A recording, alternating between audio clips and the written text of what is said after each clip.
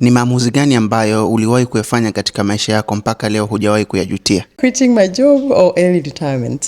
Tangu namaliza chuo sikuona kama ni mtu wa kuajiriwa. Nilikuwa naamini katika kufanya biashara. Lakini nilipogundua kwamba nahitaji mtaji, ikabidi nikubali kwenda kwenye ajira. Sasa nikajiwekea malengo kwamba nitafanya kazi kwa muda fulani, alafu nitaacha. Lakini muda ulipofika, nikataka kusogeza mbele. Niliona kama vile bado.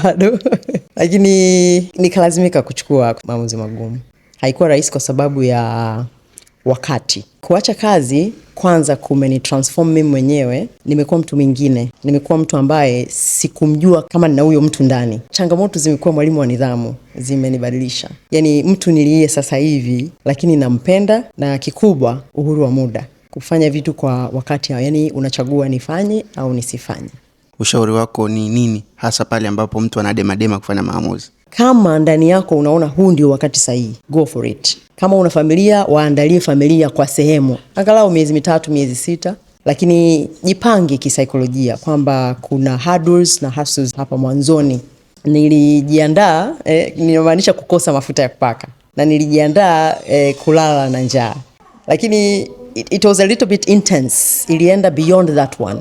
Unaweza ukadhani utaishia kupauka, lakini kumbe inaweza ukaishia hata kufukuzwa kwenye nyumba kama ni nyumba ya kupanga. Lakini mimi changamoto niliyokutana nayo, nilikuwa na nyumba ya mkopo. Kwa hiyo marejesho yaka-stuck, nikaishia kupewa notice ya kupigiwa mnada nyumba.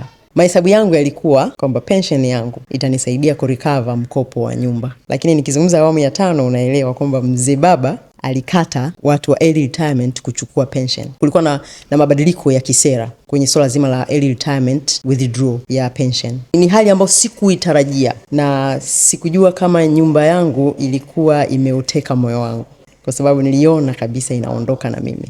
Lakini mwisho wa siku nilipata mtu alinisaidia ku take over the loan. Kwa mimi nikawa nalipa polepole kwake, yeye akawa anaenda na ile obligation za benki. Kuna watu mpaka wanapoteza vitu vyao kwa sababu ya mkopo. Like ujumbe ambao unampa, lakini pia hata wito kwa watu ambao huenda wanapitia situation kama hiyo. Nimekuwa siku zote nikimshukuru Mungu kwa ajili yake, na nikimshukuru yeye pia. Mungu anaishi. Aliniokolea nyumba yangu, nipo mpaka leo, ipo mpaka leo. Zaidi ya miaka 10 niko mtaani, and I'm just enjoying my life. Kwa watu wengine ambao wako kwenye nafasi ya kusaidia mtu ambaye labda amekwama na mkopo, kama Mungu amekupa nafasi ambayo unaweza ukambeba mtu mwingine, kuokoa uhai wake, kuokoa familia yake, kuokoa asset zake, chukua hiyo nafasi. Kuna watu wamekufa, hasa wafanyabiashara. Unakuta jengo limepigwa mnada na yeye hachukui round. Wengine wanakaa miezi 2, stroke, pressure nini, wanakufa.